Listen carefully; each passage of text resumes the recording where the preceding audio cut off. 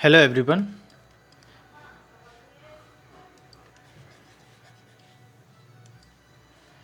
Hello everyone, this is advocate Manish Bansi. Judicial law classes में आप सभी का स्वागत है। आज की इस वीडियो में मैं पहले से ही हमारी एक सीरीज चल रही है, यानी बैंकिंग लॉ की सीरीज चल रही है, जो कि आपकी LLM सेकेंड ईयर वाले स्टूडेंट्स की है। कॉर्पोरेट एंड कमर्शियल लॉ जिनकी सब्जेक्ट है उनके लिए। तो आज में इसमें हम फोर्थ क्वेश्चन डिस्कस करने वाले हैं। उससे पहले मैं आप लोगों को बता दूं कि जो भी LLB के स्टूडेंट्स हैं, तीनों फर्स्ट सेकंड थर्ड ईयर वाले, वो आप मुझसे ऑनलाइन क्लास लेना चाहते हैं तो आप मुझसे ऑनलाइन क्लास ले सकते हैं किसी भी स्पेसिफिक सब्जेक्ट की, जिसमें आपके पर्सनली जो डाउट रहते हैं किसी भी टॉपिक को लेके वो आपके क्लियर हो सकते हैं और आपका सिलेबस कंप्लीट क्लियर किया जाएगा पूरा एग्ज़ाम का। और LLM के जो फर्स्ट ईयर वाले स्टूडेंट्स हैं वो भी कॉन्टैक्ट कर सकते हैं, as well as second year वाले। इसी के साथ ही चलिए हम क्वेश्चन को स्टार्ट करते हैं। तो देखिए, आज फोर्थ क्वेश्चन करने वाले हैं, जिसमें हम डिस्कस करेंगे कि बैंकिंग कंपनियों के संचालन पर लगाए गए प्रतिबंध कौन कौन से होते हैं। जबकि इससे पहले हमने जो थर्ड क्वेश्चन डिस्कस किया है उसमें हमने ये बताया था कि बैंकिंग कंपनियां जो होती हैं कौन कौन से कार्य करने के लिए उनको अलाउ किया जाता है, किस प्रकार के वो कार्य कर सकते हैं। इसमें हम डिस्कस करेंगे किन कार्यों पर प्रतिबंध लगाया गया है। अब इस क्वेश्चन में मेनली किन पॉइंटों पे हम डिस्कस करेंगे, तो सबसे पहले इसमें हम कुल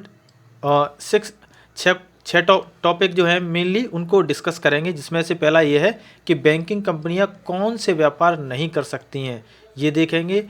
अब उसमें भी हम ये देखेंगे कि ऋण देने से जुड़े प्रतिबंध कौन कौन से हैं, जमा राशि और ब्याज दरों से संबंधित प्रतिबंध कौन कौन से हैं, बैंक शाखाओं के विलय यानी मर्जर और एक्सपेंशन से जुड़े हुए नियम कौन कौन से बैंकों के लिए, विदेशी बैंकों और विदेशी निवेश से जुड़े प्रतिबंध कौन कौन से हैं, मनी लॉन्ड्रिंग और धोखाधड़ी से संबंधित प्रतिबंध कौन कौन से हैं। यानी पूरे ये जो 6 टॉपिक हैं, आज इस 6 टॉपिक्स को इस क्वेश्चन में हम डिस्कस करने वाले हैं।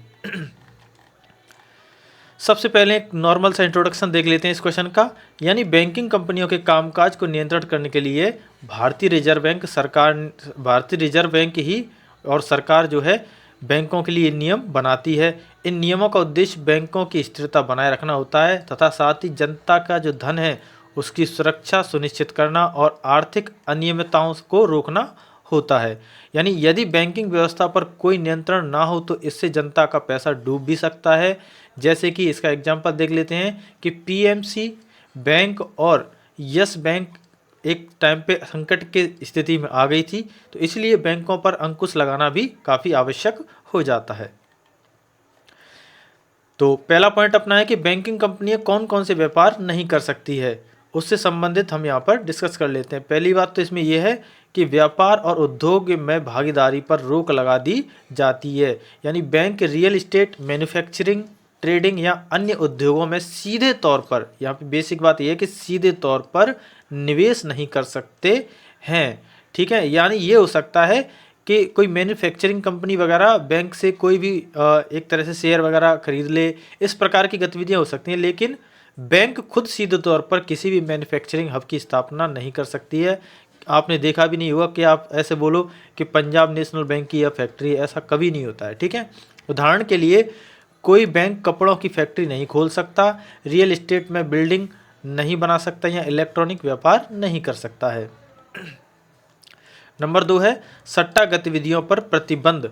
यानी कोई भी बैंक जो होती है वह सट्टा संबंधी कार्यों को नहीं कर सकता है। बैंक शेयर बाजार में अत्यधिक जोखिम वाले निवेश नहीं कर सकती है। उदाहरण के लिए कोई बैंक बिना किसी सुरक्षा के शेयर बाजार में भारी निवेश कर नुकसान नहीं उठा सकती है, जैसे कि 1992 में हर्षद मेहता घोटाले में हुआ था। ये काफ़ी फेमस घोटाला है जिस पर एक मूवी भी बन चुकी है, हर्षद मेहता की मूवी, शायद आपने देखी हो।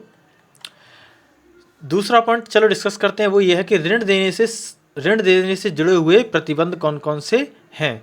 यानी इसमें कौन कौन से आ जाते हैं। बेसिकली इसमें 2 पॉइंट्स हैं कि निवेशकों और उनके रिश्तेदारों को ऋण देने पर रोक, कि कोई भी बैंक अपने निवेशकों और उनके रिश्तेदारों को ऋण नहीं दे सकती हैं। बैंक अपने निवेशक हो गए, यहाँ पे निदेशक है, निदेशक या डायरेक्टर्स वगैरह जो बैंक को चलाते हैं, और उनके परिवार के सदस्य या उनसे जुड़ी कंपनियों को अनियमित रूप से लोन नहीं दे सकते हैं।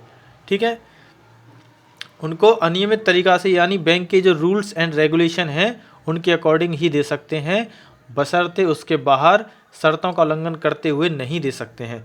उदाहरण के लिए यदि किसी बैंक का निदेशक डायरेक्टर अपने रिश्तेदार की कंपनी को बिना गारंटी के करोड़ों रुपयों का लोन देता है तो यह नियमों का उल्लंघन होगा। आपको ये पॉइंट समझ में आ गया होगा बेसिकली कि कोई भी जो भी कंपनी है, निदेशक डायरेक्टर वगैरह अपने करीबी को लोन नहीं दे सकते हैं बिना नियमों का उल्लंघन करके। लोन की अधिकतम सीमा तय, यानी बैंक किसी भी ग्राहक को अपनी कुल पूंजी और आरक्षित निधि का एक निश्चित प्रतिशत जो होता है उससे अधिक लोन नहीं दे सकता है। यानी बैंकों में अगर डिसाइड कर दिया है कि कोई भी अपनी प्रतिभूति या मान के प्रतिभूति में कोई बॉन्ड आ गया या सोना चांदी आ गया, इस प्रकार की चीज़ें ला करके बैंक को दे और कहे हमें लोन दे दो, तो मान के चलो इसकी कीमत है 100 रुपये, एक एग्जांपल दे रहा हूँ, 100 रुपये का कीमत है 100 रुपये। अगर बैंक ने डिसाइड कर रखा है कि लोन देने की अधिकतम सीमा ये है कि 100 रुपये की चीज़ अगर आप जमा करा रहे हो तो हम 60 रुपये ही आपको लोन दे सकते हैं, तो यहाँ पर उन 60 रुपये से अधिक लोन नहीं दिया जा सकता। इसका उदाहरण यही है कि बैंक में कुल पूंजी 100 करोड़ रुपये है, वह किसी भी एक व्यक्ति को 200 करोड़ से अधिक लोन नहीं दे सकता, यानी उससे अधिक भी नहीं जा सकता है। यही बात इसमें मेनली है। तीसरा पॉइंट है इसमें कि अधिक जोखिम वाले कर्ज पर बैंकों को लोन देने से रोक लगा दी जाती है। लोन या किसी प्रकार की मुद्रा देने से, यानी बैंकों को ऐसे व्यक्तियों या कंपनियों को लोन देने से बचना चाहिए जिनके लोन चुकाने की संभावना बहुत कम हो। इसमें हम एग्जाम्पल देख लेते हैं। उदाहरण के लिए यदि कोई कंपनी पहले ही कई बैंकों का कर्ज नहीं चुका पाई, जिसे NPA, उस कंपनी को क्या कहेंगे, NPA नॉन परफॉर्मिंग एसेट है, तो उसे अधिक कर्ज देना प्रतिबंधित होता है। तो इसी प्रकार के कार्यों से भी बैंकों को वंचित कर दिया जाता है। तीसरा पॉइंट अपना ये है इस क्वेश्चन का कि जमा राशि और ब्याज दरों से संबंधित प्रतिबंध, कई प्रतिबंध ऐसे लगाए जाते हैं जमा राशि से संबंधित और ब्याज दरों से संबंधित होते हैं। यानी जनता की जमा राशि का दुरुपयोग ना हो, यानी बैंकों को जनता से मिली जमा राशि का उपयोग केवल अधिकृत कार्यों में ही करना होता है, इसके अलावा वो नहीं कर सकते। उदाहरण के लिए बैंक अपने ग्राहकों के पैसों को किसी उच्च जोखिम वाले प्रोजेक्ट में नहीं लगा सकते, क्योंकि इससे उनके पैसे डूबने का खतरा रहता है।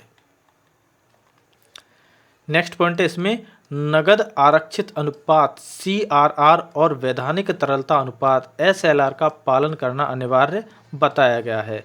हर बैंक को अपने कुल जमा का एक निश्चित प्रतिशत, जो कुल जमा होती है उसका निश्चित प्रतिशत जो रखा जाता है उसको हम CRR बोलते हैं, बैंक के पास जमा करना पड़ता है। रिजर्व बैंक यानी RBI के पास जमा करना पड़ता है, और SLR के रूप में सरकारी बॉन्ड आदि में निवेश करना होता है। उदाहरण देख लेते हैं इसमें हम।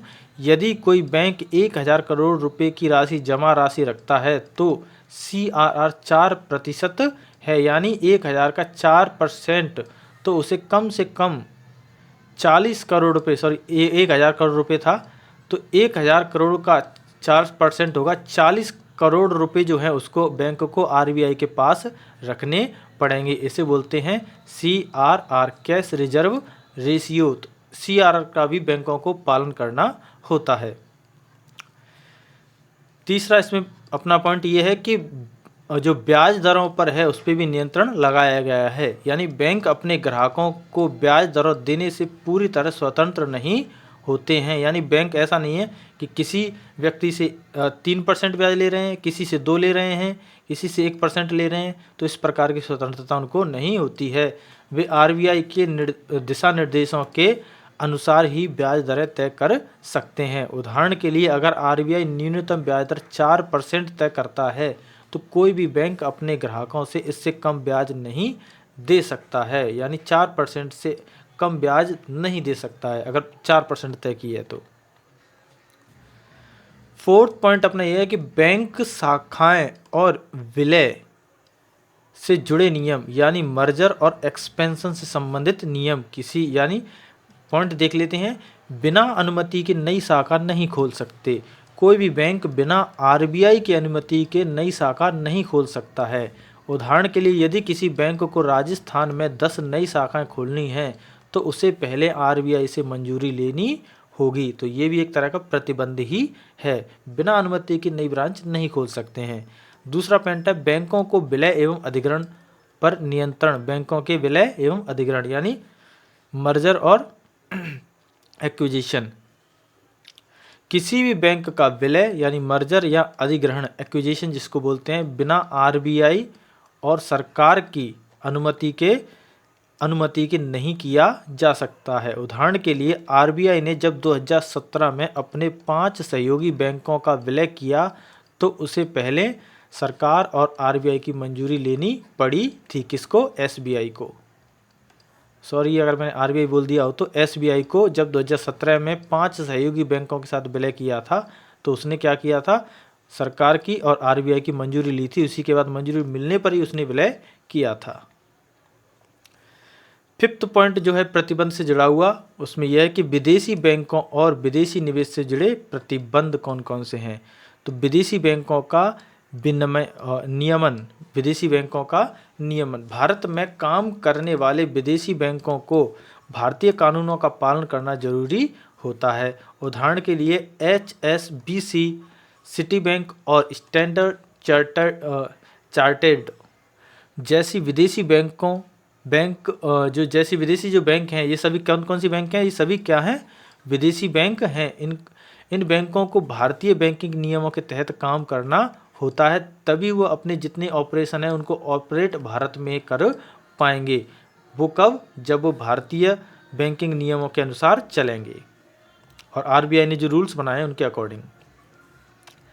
दूसरा इसमें पॉइंट ये है कि विदेशी निवेश पर सीमा, जिसको हम बोलते हैं FDI। विदेशी कंपनियां भारतीय बैंकों में सीमित प्रतिशत तक ही निवेश कर सकती हैं। जितनी विदेशी कंपनियां होती हैं उनको यह क्लियर निर्देश दिए गए हैं कि भारतीय बैंकों में अगर उनको निवेश करना है तो सीमित निवेश कर सकते हैं। ठीक है। उदाहरण के लिए यदि कोई विदेशी कंपनी भारतीय बैंक में 100% हिस्सेदारी खरीदना चाहती है तो यह संभव नहीं होगा, क्योंकि इसकी अधिकतम सीमा सरकार द्वारा तय की गई है। जबकि इस क्वेश्चन का जो लास्ट पॉइंट है वो ये है कि मनी लॉन्ड्रिंग और धोखाधड़ी पर प्रतिबंध। पहला पॉइंट इसमें है कि अवैध धन के लेन देन पर रोक। बैंकों को मनी लॉन्ड्रिंग और हवाला लेन देन रोकने के लिए सतर्क रहना पड़ता है। उदाहरण के लिए यदि किसी व्यक्ति के खाते में अचानक 50 करोड़ रुपए आ जाते हैं और उसका कोई वैध स्रोत नहीं है तो बैंक को इसकी रिपोर्ट उस व्यक्ति को करनी पड़ेगी। ऐसा नहीं कि आ गए तो आ गए, रख लिए, ऐसा कुछ नहीं है। ठीक है। सेकंड पॉइंट यह है कि ग्राहक पहचान यानी KYC नियमों का पालन करना अनिवार्य। सभी बैंकों को अपने ग्राहकों का पूरा सत्यापन यानी KYC नो योर कस्टमर करना जरूरी होता है। उदाहरण के लिए यदि कोई व्यक्ति नकली पहचान का उपयोग कर बैंक में खाता खोलता है तो बैंक को इसकी जानकारी जांच एजेंसियों को देनी पड़ेगी कि उक्त व्यक्ति ने गलत अपने डॉक्यूमेंट देकर एक खाता खुलवाने की कोशिश की है। तो इस प्रकार के खाते ओपन नहीं किए जा सकते हैं। फाइनली इस क्वेश्चन में जो निष्कर्ष है उसको भी देख लेते हैं कि बैंकिंग कंपनियों पर लगाए गए ये सभी प्रतिबंध बैंकिंग व्यवस्था को सुरक्षित और पारदर्शी बनाए रखने में काफ़ी ज़रूरी है। यदि इन नियमों का पालन ना किया जाए तो इससे देश की अर्थव्यवस्था पर बुरा असर पड़ सकता है। आरबीआई और सरकार समय समय पर इन नियमों की समीक्षा करती है ताकि बैंकिंग प्रणाली को मजबूत बनाया जा सके और आम जनता का विश्वास बना रहे। तो ये थी आज की वीडियो। आशा करता हूँ आपके लिए ये वीडियो हेल्पफुल रहे। इसी प्रकार की वीडियो देखने के लिए चैनल को सब्सक्राइब जरूर कर दें और वीडियोज़ को शेयर जरूर कर दिया करें। Thank you.